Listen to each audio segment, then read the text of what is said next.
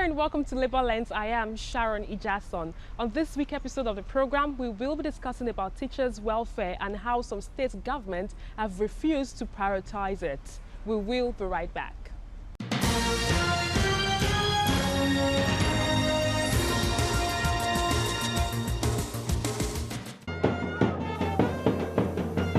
These workers, who are members of the Amalgamated Union of Public Corporations, Civil Service, Technical and Recreational Services employees, are beginning a strike with this protest.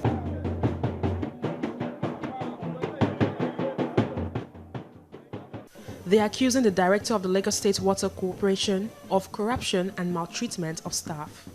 We are telling the governor of Lagos State, His Excellency Governor Babajide Sanwo-Olu, that the workers of Water Corporation have totally rejected Ejina Mumini Badmus as MD of Lagos Water Corporation. He is a political appointed, so his tenure could have ended on the 29th of May. All our deduction, cooperative, pension, taxes was paid to the appropriate agency. We want regular maintenance of all our equipment. Also, we want all the allowances that the management of Olowe hold, we want it to be paid.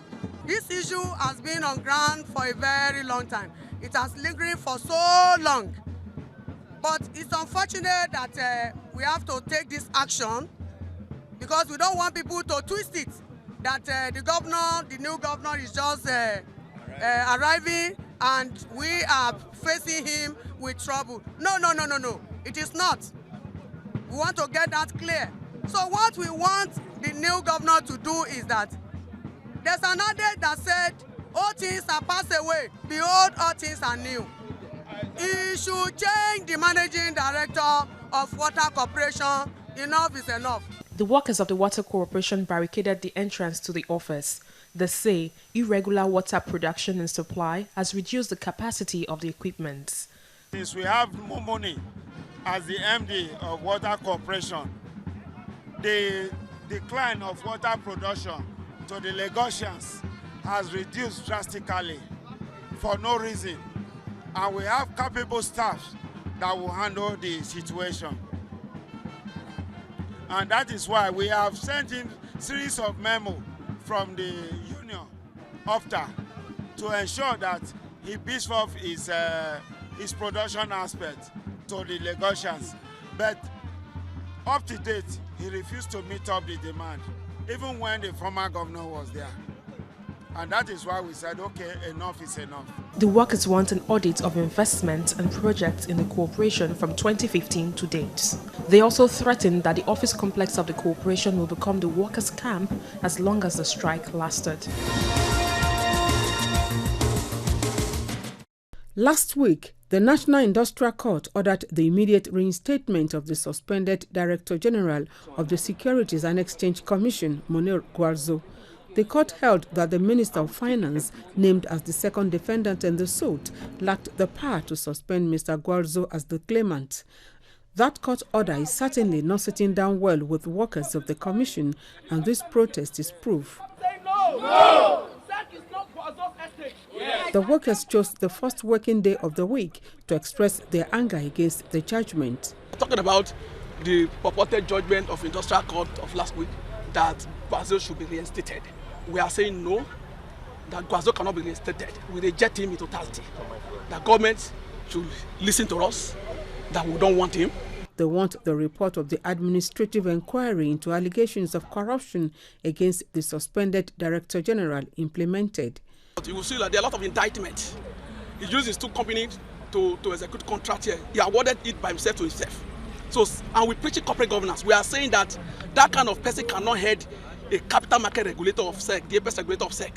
The workers have resolved to take their protest to the Permanent Secretary and the Ministry of Finance. The report of the Administrative Panel of Inquiry into allegations of violation of public service rules and financial regulations recommended Mr. Gwarzo's dismissal. It also recommended that the suspended Director General be directed to refund 104.85 million naira, which he allegedly collected as a severance package.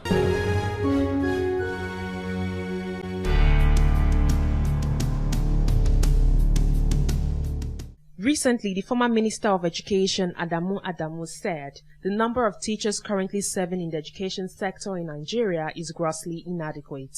He spoke at a Teachers and Learning Conference organized by the African Federation of Teaching Regulatory Authorities and the Teachers Registration Council of Nigeria, TRCN, in Abuja. Many of our principals don't even understand art. During a visit by TVC News crew to the Federal College of Education Technical Akoka, Lagos, it was gathered that enrollment of students have reduced drastically. I caught up with the chairman of the institution's chapter of Colleges of Education, Academic Staff Union, Kowesu, Ebenezer Oje, teaching students who are still interested in the profession. In an exclusive interview with TVC News, he spoke on the advantage of engaging professionals in the classroom. Going by the policy of Nigeria, the students from College of Education are supposed to be the one to teach at the basic level. The highest they can go should be probably junior secondary school. But in most cases, they are supposed to be the manpower that will manage the basic level of education. And here we are now. We are not having enough students coming in, to enroll as teachers in the future, to be in the future. Okay, so that's a challenge for the country. Are you confident that... I spoke with some students who are confident about their training as teachers. They want the government to make teachers' welfare a priority. Yes, I just had to look into so many things before I venture into going to the university or the College of Education. And I looked into it that majorly for the university, they will only take you on the theory part of, especially the course I'm doing presently. They will only take you on the theory part instead the practical. So, and the practical is the major, if we would look at it very well. So I prefer doing what I love doing at some point. So which I think I found it at the College of Education. So that's why I'm pleased with what I'm doing. Most of our time, especially final departments, day and night, we're always working, even in the middle of the night. So what I want the government to see this and then they provide some of the equipment needed, but it's not enough because they should consider the fact that these people are really working and they are the one who will go out there and be teaching the upcoming students, and they wouldn't want us to be passing knowledge that is not good to them, as in that is outdated. The abysmal failure of students over the years in the secondary school examinations conducted by WAEC, NECO and NAPTEP has been largely attributed to lack of quality of teachers by educationists. While it is one thing to acquire minimum teaching qualification, it is another issue to possess the professional competence to effectively carry out the job of teaching at any given level of the system.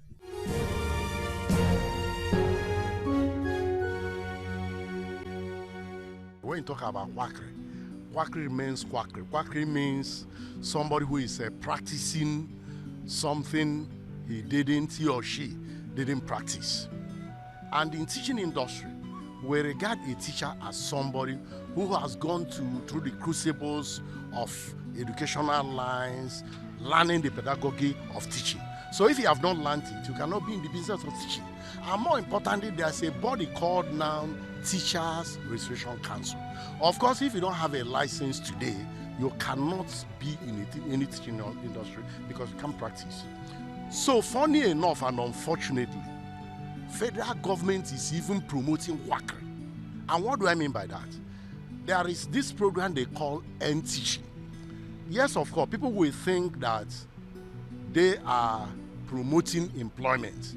But as far as educational industry is concerned, as far as NUT is concerned, we are opposed to that policy. Let me appreciate the government, particularly with the enactment of law that professionalizes teaching, and so teachers can now register and be licensed to teach. The implication of that is that anybody who is not holding on to a license is illegally teaching. It's like somebody who is not holding a license to drive. And so that differentiates a professional teacher from a non-qualified teacher. And in my view, I think that the directorate that is in charge of quality assurance and inspectorate should be in their guard to make sure that quackery is killed is wiped away in our society. Because whatever the decadence we are witnessing now in education is a result of inexperience, of course, quacknation of those that are not trained to teach. It's very, very unfortunate that we woke up today and we found out that there are people that ordinarily don't supposed to be in our classes, teaching in our schools, and they are also named teachers. And by implication, you know what a teacher is. A teacher is someone that is seen as a role model by all ramifications. And it's a painful thing today that we wake up and we find people that ordinarily don't supposed to be in our schools are asked to go and teach. And the issue is not far-fetched from the fact that the right thing is not done even at the point of recruitment. When you allow those who don't have the requisite qualification to teach, for example, either NC or BEd, to go into our schools to teach, then you have problem there. Teaching, as you are all aware, is a profession. It is expected that it should be mined by only professionals. What do I mean? I mean it should be only people that have gone through the rudiment of teaching. They should be the one to be allowed to teach in our schools. So if that is done, I want to assure you the issue of quackery into the system wouldn't even come up.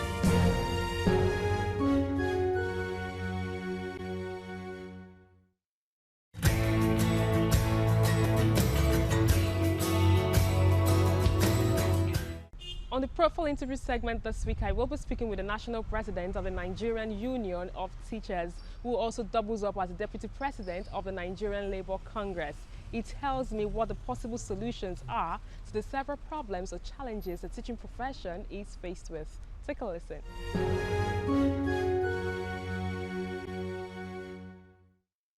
It's good to have you on the program. Thank you. A lot is happening in the teaching profession, and I'm concerned, how would you rate the teachers' welfare in Nigeria? Part of our responsibility is to ensure that teachers' welfare in Nigeria is adequately being taken care of by government. You know, we came newly because we had just been elected, and we have met so many challenges, especially in the area of welfare of teachers and also the infrastructural decay in the education sector. So we have been engaging state government because we deal with secondary and primary school teachers. That is where we have jurisdictional scope. We have been engaging governments, state government, to ensure that they provide conducive atmosphere for better learning for our children, and also to ensure that we do our best to ensure that the welfare of teachers is also not be lacking in Nigeria. We have been having a very serious engagement and various meetings with some governors where teacher salaries is not being paid, promotion are not being done, and at the same time, the schools have been dilapidated and construction of new schools are not being taken place. So we have been trying as much as we can to ensure that those governments address those issues. Quite a number of state governments has yielded to the advice that we have given to them by writing and by sitting down one-on-one to discuss issues of education and teachers. And their response, some of them, their response is a very nice one. But there are other governors where they don't pay salaries. And we have been talking of standard of education is falling in Nigeria, so if teachers' salaries and allowances were not being paid, how will you expect those teachers to improve their productivity? Because at the end of the month, other civil servants who are seeing alerts, others are getting their salaries, and those teachers are not getting their salaries. You know, that is a very serious situation, and it's also demoralizing. So we have been trying our best to ensure that those issues have been addressed. Okay, looking at inadequate funding in the education sector, many scholars are of the view that compared to other developed countries, there's a certain amount of money that is supposed to be budgeted to ensure that the standard of education is actually improved on. How would you juxtapose it with the teachers' welfare right now in the country? Would you say that Nigeria is at par with other African teachers in the world? Well, now, I'm not talking of before, because before, even the UNESCO benchmark, Nigeria has only been allocated 7.5%. But just last 2-3 months back, the Federal Executive Council have approved 15% increase in the budgetary allocation for education, which we'll look at it as a very welcome development. It's still not up to what the UNESCO it's not standard up to, is. but it's a yardstick. It's yes, it's another development. So if before 7.5% is being allocated, now 15% is being allocated, you see there is an increase, because the budgetary allocation has doubled. And I know with time we will reach that benchmark of UNESCO. So, well, we are monitoring and to ensure that, yes, this 15% that was being approved by the federal government will also be as a union to ensure that implementation, because it's one thing to make pronouncement and it's another thing to implement what you have approved. So we are monitoring the budget to ensure that government implement that 15% allocated to education. As an experienced teacher and the national president of the Nigerian Union of Teachers, what are your propositions, what are your advice, or what way does the union want to engage the federal government when it comes to lack of basic infrastructure across the country? No state is left out. We still have many schools that are actually underdeveloped. What is the way out? Well, we have been engaging federal government through Federal Ministry of Education. We are also engaging state government, because there is no way that state government will be left out, because the secondary school teachers is the responsibility of the state government to build schools, to also take care of welfare of teachers of secondary school. While the primary school teachers, is the local government that is taking responsibility of the payment, even though we know local government cannot do it alone. Because I could record the 2002 judgment, because we are agitated, because the responsibility of payment of primary school teacher was to be shouldered on local government is too much on them. So there are Supreme Court judgment which we are now pursuing the federal government to ensure that judgment was being implemented. Because if that judgment is not being implemented, we will continue to have problem of education in this country. Because the judgment said that the responsibility of primary education in Nigeria is rested on the state government. And local government should participate. So if they said you are going to participate, that means that you are not the person that will take charge or take that bulk of responsibility. So we are trying to see how government will come and harmonize this thing. Because if harmonization did not take place, definitely we will continue to have this problem as far as education is concerned. Because like you said, we move to this level that there are a lot of states, there are a lot of schools, there are a lot of local government where you see children, pupils, students taking their lesson under shade, which by this time Nigeria should have passed that level. You go to some of these small African countries, their educational system is good, it's far better than our own.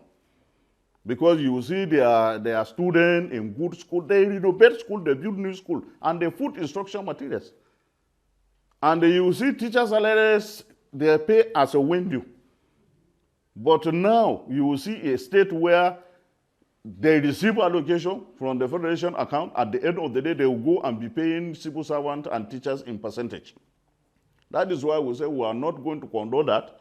Any state that is not paying teacher salaries and allowances, any state that is not paying teacher salaries and allowances, they have backlog of salary. We directed that we have a NEC decision that those states, those teachers should proceed on industrial action indefinitely. With my knowledge and understanding of education, I realized that many politicians actually play politics when it comes to recruitment of teacher. I want you to react as regards this, and I also want you to also react as regards the issue of quackery, whereby you're not a professional teacher and you're actually seen in the classroom teaching. Yeah. First and foremost, those teachers, how do they find themselves into classroom? How do they find themselves into the payroll of government? That is why we always say that the government should recruit qualified teachers. And there are so many, hundreds of thousands qualified teachers, NCE and BA teachers, that are working on the street. They are in the labor market. But because of looking for cheap labor, or to achieve a political goal, that is how they will be recruiting unqualified teachers. In some places, you will see they recruit a secondarian. What secondarian has to do in the classroom?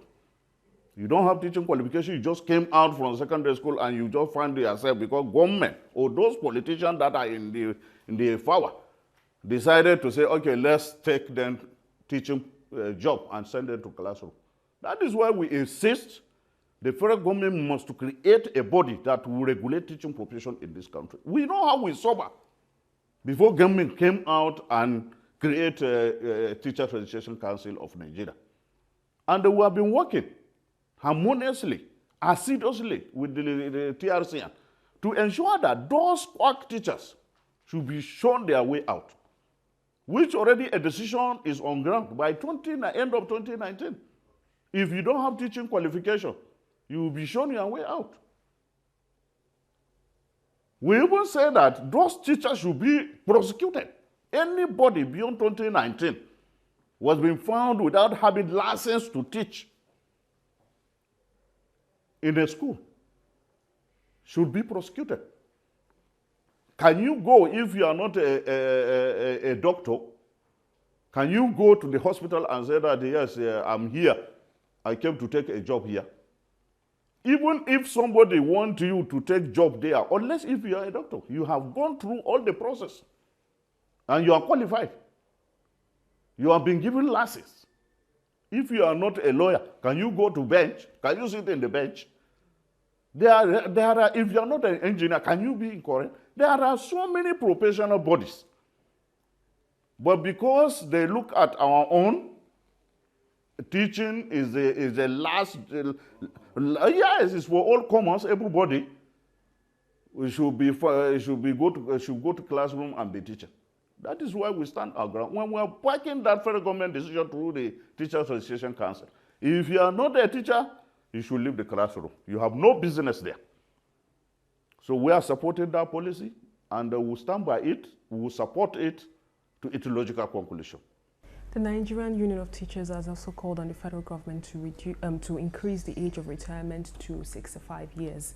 How far has this negotiation been ongoing? Yes, there are a lot of progress, because when we sat down at the union, we look at it that also the tertiary institution, the polytechnic, the college of education, the universities, federal government give them that gesture, increase their service years to 65 years. While we look at it that why the primary and secondary school teachers did not enjoy that gesture. Then we take the matter up through the Federal Ministry of Education. We went to the National Assembly, and the Parliament have seen reason that morally we should also enjoy that gesture, because our own work is even higher than, because we have to dust, clean, dust, and send it to the either College of Education, Polytechnics, or University. So the bulk of the work of molding the character is with the primary and secondary school. So they have seen reason the Parliament, the House of Reps have passed that bill. The Senate has concurred it unanimously. And it was been sent to the President for assent. And we are waiting for the President to assent that bill, because we don't have enough teachers. Some of the classrooms are almost empty. You see, in a school where you should have maybe 30 teachers, you have 15 teachers or 10 teachers managing almost thousands of students, which is not healthy for educational development of this country. It was an interesting conversation I had with you. Thank you very much. Thank you. And that's all we can take on today's edition of the program. Join us next week for a fresh edition of the show. I am Sharon Ijason. Thanks for watching, and remember, labor creates wealth.